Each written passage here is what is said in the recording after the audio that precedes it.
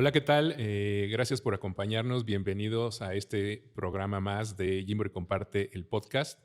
Me acompaña mi coestelar, mi amiga y compañera Lucía Fernández. No te dije el diminutivo, te dije Lucía Fernández Muy porque bien, ya muy me bien. regañaron. Gracias por estar con nosotros, Lucía. Gracias, otra vez. Otra Feliz de estar vez, aquí. Hoy tenemos un invitado muy especial. Estamos muy contentos. así es. Hoy nos invita, tenemos un programa dedicado todo a él porque es un tema muy importante que la gente nos ha estado preguntando acerca de este tema, que siempre hay muchas cuestiones, los papás tienen muchas, la mayor cantidad de dudas creo que vienen en esta etapa, que es cuando ya está el recién nacido en la casa. Creo que es bien importante empezar a brindar información y que esta información la podemos también dar por muchos medios y que llegue a lo más lejos posible, ¿no? El programa de hoy se titula Los primeros meses del bebé, qué hay que hacer, qué sigue, y pues trajimos un especialista, Lucía. Así es, estamos el día de hoy con el doctor Pedro Rivero.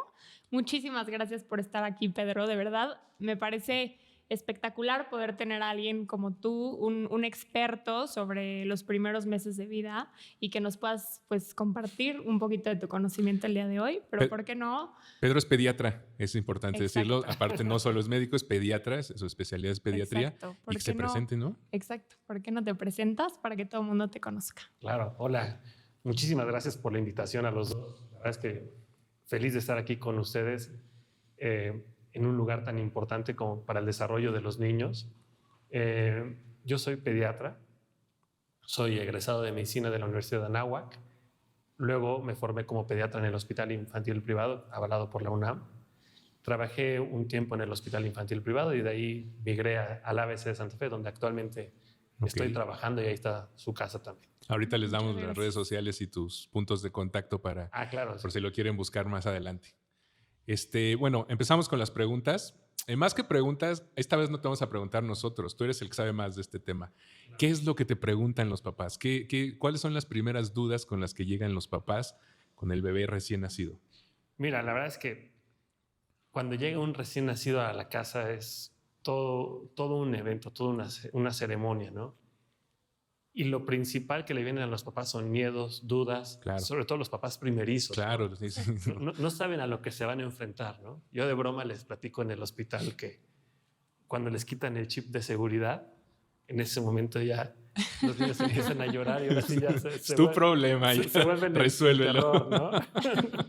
Sí, que el chip que les ponemos es para que no lloren. Exacto, para que estén tranquilitos en el cunero. Sí, porque aparte en el cunero te dicen, es el mejor portado, Exacto. Claro. no llora. Y ya cuando salen es cuando se enfrentan realmente a lo que es ser papás, ¿no? Uh-huh. Me decía una amiga que el miedo no lo conoce uno hasta que es papá. Claro. ¿no? Y ahí es cuando sales del hospital, te llega Muy cierto. ese impacto, ¿no? Sí. De las primeras cosas que yo platico con los papás que van a salir del hospital es sobre todo con el tema de la mamá, es con la alimentación, ¿no? Claro. De los primeros miedos que tiene una mamá es ser suficiente para ese recién nacido, ¿no? Sí. En ese momento tiene ella toda esa carga de ser la responsable de ese bebé, ¿no? Uh-huh. De que pueda nutrirse, ¿no? De las cosas que yo les voy platicando es de lo que se van a fijar en los siguientes días, ¿no? Ok. Que la primera obviamente es la alimentación, el sueño, lo que le corresponde un poco de desarrollo para la edad de estimulación, que al final de cuentas es estar pegado a la mamá, ¿no? La mamá canguro, Exacto. papá canguro, Uh-huh. que eso le da toda la contención que el bebé necesita, ¿no?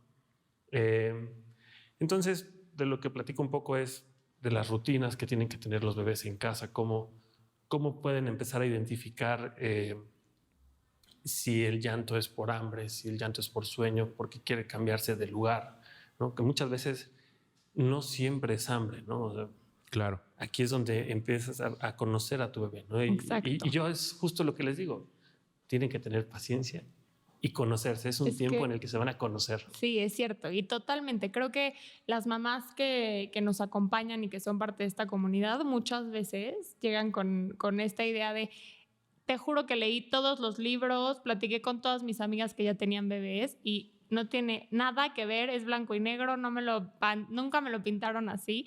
Y es eso, esa realidad a la que se enfrentan, porque al final, aunque el bebé haya estado dentro de su cuerpo y se haya formado y tenga una composición genética que innegablemente pues conecta, es aprender a conocer a una persona nueva y Totalmente. eso requiere mucha paciencia. Sí, mucha paciencia, amor y entrega y saber que lo que estás haciendo lo estás haciendo bien, ¿no? Exacto. Porque muchas veces justo el no saber les genera dudas y piensan que lo están haciendo mal, ¿no? Hay mucha presión, ¿no? De todos Muchísimo. lados. Hay presión puedes ir incluso hasta de la misma familia, ¿no? La suegra, la mamá. No sí. sabes cómo comportar. O sea, el niño no deja de llorar y te está viendo la suegra. O sea, hay mucha presión. Siempre hemos dicho en este programa que siempre hay que ser muy empáticos en esta parte del dale chance. O sea, es el primer bebé, está aprendiendo, estamos aprendiendo todos. Creo que hay que ser un poco pacientes en eso. Y como dices, no desesperarse, creo que es fundamental, Sí, ¿no? es la clave. Y fíjate que es importante que mencionas ahorita que las abuelas se meten, que los tíos se meten. La verdad es que todo el mundo quiere opinar, ¿no? Y ahora las mamás se enfrentan a una nueva presión social. Exacto. De las redes sociales. Exacto. De todas las corrientes que existen actualmente, de si la lactancia exclusiva, que si lo subo a Instagram, que si no lo subo a Instagram. Sí.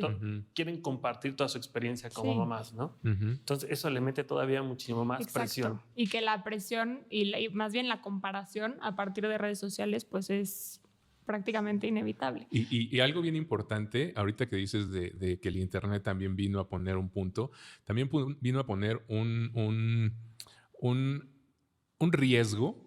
Es un gran beneficio el internet, pero también hay muchos riesgos y creo que tú los debes de sufrir bastante, en que ya el doctor Google existe y nos da indicaciones de todo, ¿no? Y cualquier sarpullido, cualquier cosa ya la mamá lo leyó y lo investigó y ella ya cree que tiene una enfermedad mortal, ¿no? Cuando quizá es irritación por el suavizante de la ropa. Totalmente, ¿no? La sobreinformación en la que estamos viviendo, ¿no? También justo las mamás ahora están muy acostumbradas a tener la comunicación con sus pediatras, ¿no? Entonces, de las primeras cosas que buscan es, oye, es que contesta WhatsApps, oye, ¿no? Y la verdad es que el WhatsApp para nosotros se ha vuelto una herramienta muy útil, pero a la vez también es un arma de dos filos, ¿no? Claro. Entonces, ahí es donde hay que empezar a llevar la relación. Para mí es bien importante, es platicarle a los papás que desde el primer día de vida de ese bebé vamos a ser un equipo de trabajo, ¿no? Y este equipo de trabajo somos el papá, la mamá y el pediatra.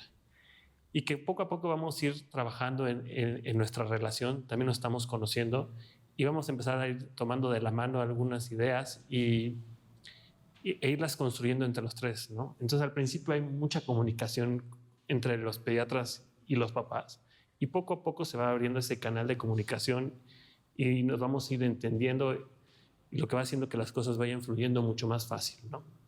Claro. Doctor, y aterrizando yo un poquito más la idea de qué es lo que más preguntan, qué es lo que sucede, qué es lo que te preguntan las mamás o los papás cuando van a consulta. De entrada, ¿cada cuándo hay que ir a consulta? O sea, tú ya tienes al bebé cada mes, cada semana, cada 15 días, cada cuándo yo tengo que ir a consulta y qué se hace en esas primeras consultas, ¿no? Porque uno pensaría que la consulta es para cuando estás enfermo. Claro, ¿no? De hecho, de las principales funciones de un pediatra es atender a un paciente sano, ¿no? O sea, ir llevando ese desarrollo tanto nutricional como cognitivo, neurodesarrollo del niño, ¿no? Entonces sí es muy importante que haya de entrada una primera consulta a la semana de vida. Okay.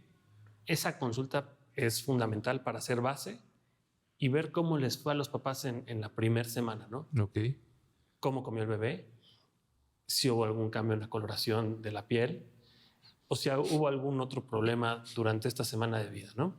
Entonces, la primera meta es llegar a la consulta a la semana de vida y haber recuperado el peso de nacimiento. Okay. Y muchas veces les digo a las mamás que la lactancia es un acto de fe porque no saben si lo están nutriendo, ¿no? O le están dando lo suficiente. Entonces, cuando llegan al consultorio y ven que llegamos a la meta de peso, se van muchísimo más tranquilos. Exacto. ¿no? Ok. Sí. Y de ahí nos vamos a la consulta mensual, ¿no? La idea sí es ir viendo cómo van todos estos parámetros mes con mes, ¿no? Vemos cómo va ganando peso, cómo gana talla, también cómo va creciendo su cabecita, cómo le va con el tema de la alimentación. Después viene la consulta de los 2 meses, donde van las primeras vacunas, que en realidad en el cunero se pone una vacuna de hepatitis B y también la de tuberculosis, ¿no? Que es la BCG, que deja una marca en el brazo derecho. Y esas son inmediatamente en el cunero. En cuanto nacen. Ok. Después, a los 2 meses vienen las primeras vacunas. Son la vacuna, la hexavalente, la de neumococo y la de rotavirus, ¿no? Y esas mismas vacunas se ponen a los 2, a los 4 y a los 6 meses. Ok. Normalmente en esas consultas seguimos valorando los otros parámetros, aparte de vacunar a los pacientes, ¿no? Ahora con la pandemia hubo un rezago muy grande en la vacunación de los niños sanos y en el seguimiento de niños sanos, ¿no? Y es muy importante que retomemos esta práctica y seguir vacunando a los niños. Antes teníamos una de las mejores coberturas mundiales de vacunación. Y actualmente es cierto. Estamos muy rezagados en ese tema, ¿no? Claro.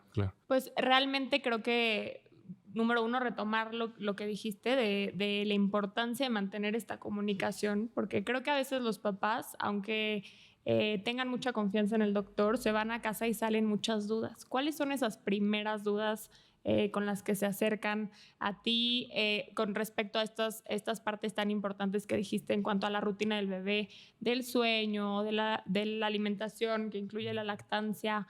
¿Qué es lo primero que te preguntan una vez que regresan a casa? Fíjate que de las primeras cosas que me preguntan es ¿por qué mi bebé no duerme en la noche? Ok. ¿No? Las noches siempre son terroríficas para los papás primerizos. Sí.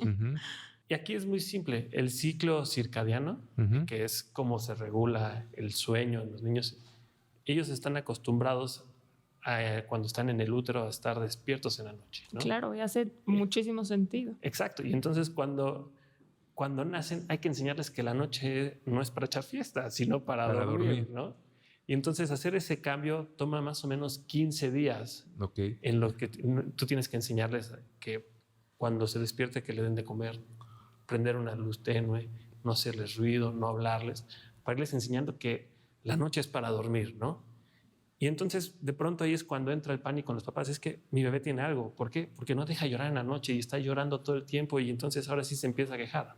Lo que pasa es que en el día come, duerme y cumple sus funciones tal cual al pie de del cañón, ¿no? Sí. Así sigue el reglamento by the book. Exacto. Y de pronto en la noche, pues ahí sí ya quiere estar un poco más despierto, viene que si tiene hambre, que si está incómodo, que si hay que cambiar el pañal, ¿no? Entonces esa es una de las primeras cosas que me preguntan. Exacto. Y en cuanto al sueño, entiendo que los bebés recién nacidos como tal no se pueden, no los podemos meter a una rutina de sueño, pero si bien es muy importante lo que dices en cuanto a los hábitos de sueño, empezar a crear hábitos saludables en cuanto al sueño. Totalmente, como dices, ¿no? O sea, no podemos meter a un bebé una rutina de sueño como tal hasta los 3 meses, ¿no? En los primeros 3 meses depende mucho de la alimentación, de si tiene hambre el bebé, porque al final de cuentas es lo que lo va a despertar, ¿no? Normalmente son bebés que comen y se quedan dormidos.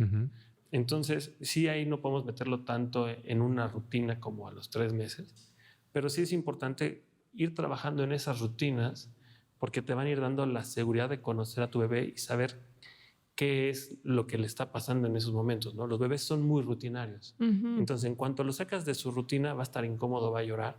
Y también las rutinas les van a dar seguridad, ¿no? Y les van a dar esa contención que ellos necesitan. Exacto. Sí.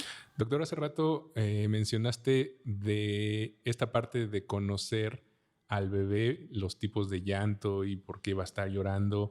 ¿De verdad se puede conocer realmente la diferencia entre todos estos tipos de llanto y qué es lo que está sucediendo? Claro, es muy peculiar cómo vas entrenando tu oído, ¿no? Y vas sabiendo que ese llanto que es inconsolable, que sí te deja sordo, es de hambre, ¿no? Exacto. Y también el otro, el que es así como de incomodidad. O sea, vas conociendo a tu bebé, ¿no? Ujú. Y es parte de ir formando ese vínculo papá, mamá, bebé, ¿no? O sea, Que eso es lo importante, ¿no? O sea, sí lo puedes conocer. Incluso hasta alguna vez vi que había unas maquinitas que identificaban los tipos de llantos y todo esto, pero creo que más que identificarlo, el hacer el vínculo, ¿no? Estar ahí cerca, escuchando y cubriendo la necesidad, porque también puede suceder que, pues sí, ya identificaste, pero pues dale de comer, ¿no? sí, totalmente, ¿no? O sea, justo ir identificando esos momentos, ¿no? Hay veces que se confunde mucho el llanto de sueño Ujú. con el de hambre o cólico, ¿no? También los bebés necesitan dormir y cuando no duermen llegan a un término que es de sobrecansancio, ¿no? Y ahí es donde empieza el terror, porque un bebé que no duerme y que está sobrecansado, menos va a dormir. Exacto. No es como nosotros los adultos que nos da sueño, estamos súper cansados y nos podemos dormir, ¿no? Ellos, si se pasa esa ventana de sueño, no hay manera de poderlo dormir y ahí es donde empiezan todas las pesadillas para los papás primerizos, ¿no? Claro, claro.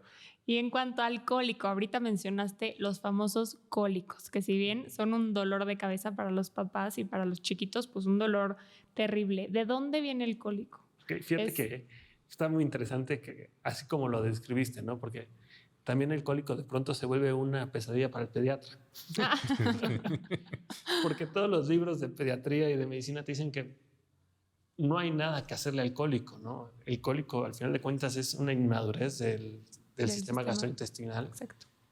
Y que lo principal que tenemos que hacer nosotros como pediatras es decirle a los papás, no, tu bebé no está sufriendo, no le duele.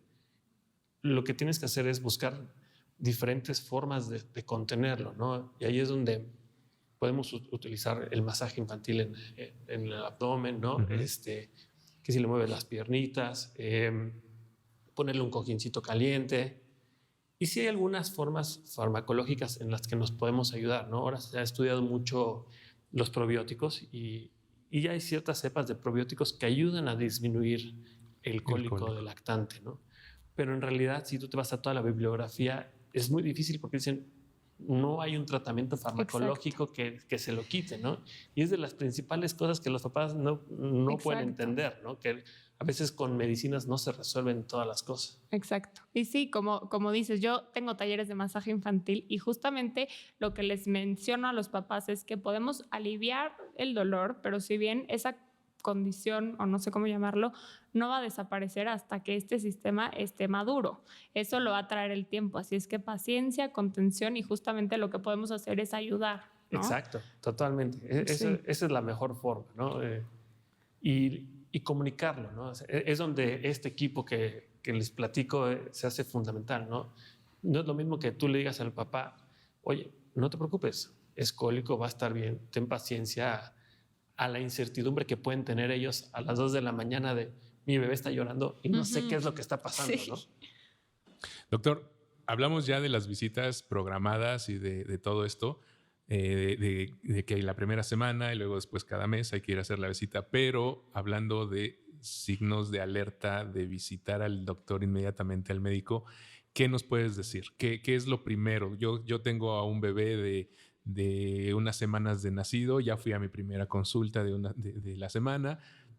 Señales de alerta que tengamos que estar al pendiente e inmediatamente llevarlo al médico. Ok, de las primeras cosas que hay que tener claro es que un recién nacido no debe de tener fiebre, ¿no? Claro. Entonces, un dato de alarma sí sería la fiebre. Aquí es bien importante también porque con toda la tecnología que tenemos muchos tipos de termómetros, ¿no? Uh-huh. ¿Con qué termómetro le tomo la temperatura? Sí. ¿Con cuál no? Lo ideal en los lactantes o en los recién nacidos es tomarla rectal, con un termómetro rectal. Pero primero hay que descubrir al bebé, porque muchas veces las abuelas les ponen 20 cobijas encima, sí, es cierto. y el bebé está sudando, ¿no? Y ellos no regulan la temperatura de la Eso. misma forma que nosotros, ¿no? Entonces, descubres a tu bebé, lo dejas 5 o 10 minutos descubierto, le tomas la temperatura rectal, ¿no? También un término que es bien importante de saber es fiebres más de 38 grados, ¿no? Y si tiene fiebre, hay que acudir al pediatra, ¿no? Inmediatamente. Otro sería que se estuviera deshidratando, ¿no? Ok. Los recién nacidos cuando se deshidratan pueden estar más somnolientos, no despertarse a la siguiente toma. la fontanela, que es lo que se le conoce coloquialmente como la mollera, se deprime. Y el bebé puede de repente dejar de hacer pipí, ¿no? También por eso de los parámetros que platicamos para el alta de un recién nacido es fijarse cuántas pipís hace en el día, ¿no? Más o menos tienen que ser 5. Entonces, si empezamos a ver que empiezan a hacer menos pipí en menos ocasiones, que se empieza a deprimir la fontanela, que el bebé no está respondiendo, ese es otro dato de alarma, ¿no? Ok.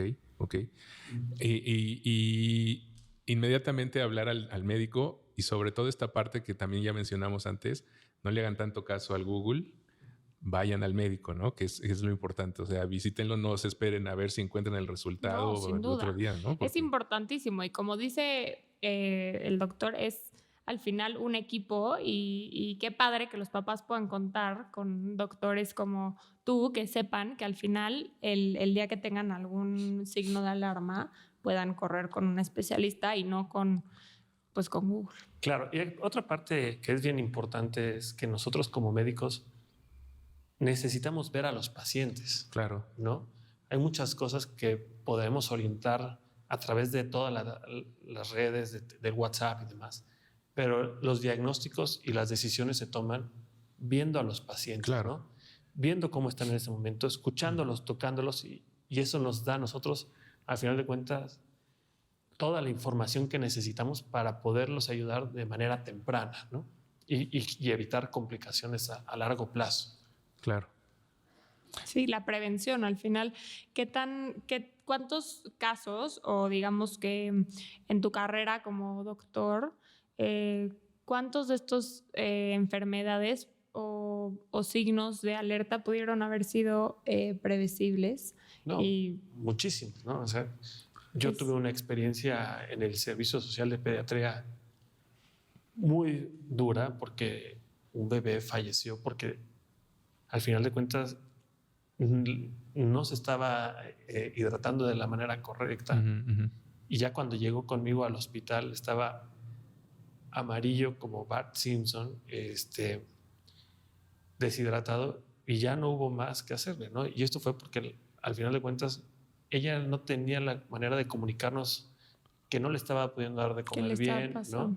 Se quedan con la idea de que la asesora de lactancia del hospital le dijo que no podía darle fórmula y que tenía que estar con la lactancia, pero al final de cuentas ahí es donde tomar ciertas decisiones son como riesgo-beneficio, ¿no? Sí, la lactancia es lo más importante y es la principal fuente de alimentación de un bebé, pero si ya hay un riesgo de que el bebé se está deshidratando porque no hay un buen apego, ahí se tienen que tomar a veces otras decisiones, ¿no?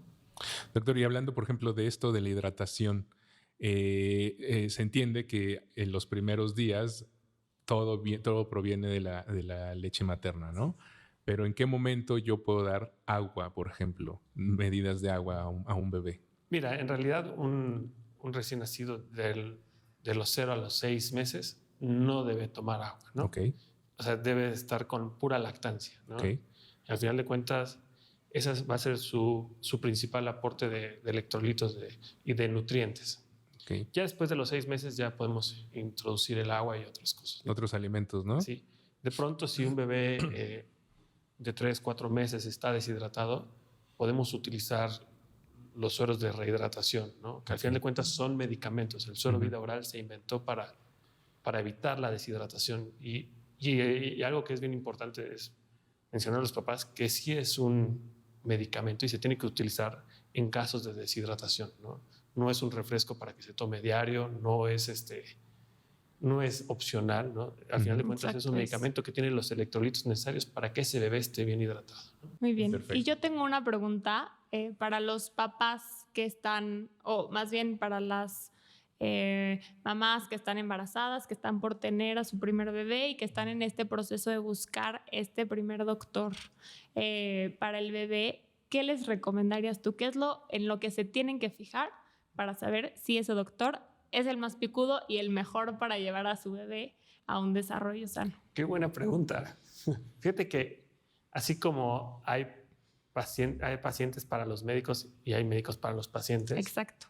Lo primero que tienes que tener es una muy buena relación con tu pediatra si tú eres una persona aprensiva, a lo mejor necesitas un pediatra un poquito aprensivo, pero también laxo que pueda controlar esa parte, ¿no? Exacto, entonces, hacer un buen match. Un buen match, ¿no? Entonces, lo primero que tienes que hacer es conocerlo, ¿no? Y no irte con el primero que te manden, sino ir a una consulta prenatal, ¿no? Ya que estés por ahí de la semana 30, ¿no? Ir a buscar 2 o 3 opciones para que puedas conocer a los pediatras, ver cómo trabajan, que sean lo que tú estás esperando para poder trabajar con ellos, ¿no? Si a ti te interesa que te contesten los mensajes, cómo los contesta, en qué momento los contestan, ¿no? Por ejemplo, otra cosa que yo les digo a mis pacientes es, yo soy pro vacunas. Entonces, si tú no quieres poner vacunas, pues no vengas conmigo. Exacto, ¿no? sí. O sea, eso es algo también fundamental, ¿no? Okay. La principal parte de conocer a tu pediatra es que hagas un buen match y que sea como tú, ¿no? Para que puedan ir caminando de la mano juntos. Porque si de pronto tú eres muy relajado y tienes un pediatra muy aprensivo, sí, no va a funcionar. Vas a chocar, ¿no? Sí, entonces, creo que va más allá de lo que te puede ofrecer, más que el tipo de relación que puedas tener. Y yo te pongo una más. También que no esté hasta el otro lado de la ciudad, ¿no? O sea, hay que ser coherentes y pensar que puedes tener una emergencia, puedes tener cualquier necesidad y que te quedes cercano a tu domicilio, a tu centro de trabajo, a donde te estés moviendo, ¿no? Porque si pensamos en esa parte que, bueno, el mejor doctor, me identifiqué increíble, piensa como yo, somos pro vacunas, todo, pero está hasta el norte de la ciudad y yo vivo en el sur o al revés. Claro, sí, no, totalmente, ¿no? Aquí en esta ciudad tan conflictiva en la que vivimos. Claro. Hay que estar cerca siempre, ¿no? Entonces, y sí, porque de pronto puede haber emergencias en las que tengas que salir corriendo al pediatra, ¿no? Sí, claro. Y que te quedes cerca es algo fundamental. Sí, claro. Entonces, hacer una lista de negociables y no negociables. Exacto. Antes de visitar a un pediatra y ver con cuáles haces clic y con cuáles. Exacto. Y conocerlo. Es fundamental conocerlo. No puedes llegar el día de tu parto sin conocer a tu pediatra. Claro, quiero pensar que los papás, digo, al final la profesión que escogiste, que es tan admirable, lleva mucha responsabilidad y yo creo que no es algo que los papás generalmente se tomen a la ligera, pero bueno, para darles como un tip muy interesante. Y última pregunta,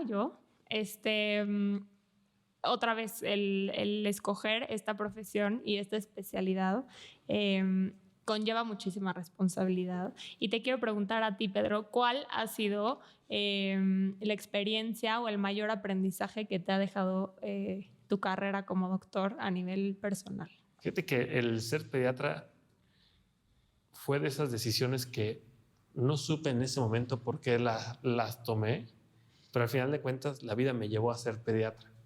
Y hoy me doy cuenta que realmente esta parte de pertenecer a la familia, a ser el médico de primer contacto de las familias, porque muchas veces me preguntan, oye, es que yo como papá estoy enfermo, ¿qué puedo hacer? ¿No? Entonces te vuelves parte del núcleo familiar, ¿no? Y eso a mí me hace muy feliz, me enriquece, aprendo muchísimo de la gente y lo disfruto, ¿no? Entonces, para mí esa es la parte fundamental de ser pediatra, ¿no? Pertenecer al núcleo familiar, poder informar, poder educar y guiar a los papás a que esos niños puedan llegar a ser, al final de cuentas, un CEO de una empresa, ¿no? Sí. Te terminas convirtiendo en terapeuta, en amigo, escuchas los problemas. Se quejan contigo las mamás de los papás y todas las cosas que suceden siempre. Así, ¿no? Es, sí. Y importante no tomar bandos también. Claro, ¿no? Claro. Eso no es importante, es inteligente. Sí. Muy bien. Pues bueno, ¿alguna otra pregunta? Nada, pues Lu, doctor ¿nada? Pedro Rivero, muchísimas gracias por estar aquí y platícanos en dónde te pueden encontrar. Muchísimas gracias, Lu, Ricardo. La verdad es que se platicó padrísimo con ustedes. Gracias. Yo estoy en el Hospital ABC de Santa Fe. Ahí tienen su consultorio. Me pueden seguir en mis redes sociales, que es @mipediatrapit. Okay. Súper, está padrísimo. Va a aparecer también aquí, supongo, en algún momento. Buenísimo. Entonces, para que estén todos tus datos y lo sigan. Síganlo en las redes, busquen sus consultas y pues bueno, muchas gracias por estar aquí, doctor. Muchas gracias a ustedes. Gracias. Gracias, Lu. Gracias a ustedes y nos vemos hasta la próxima.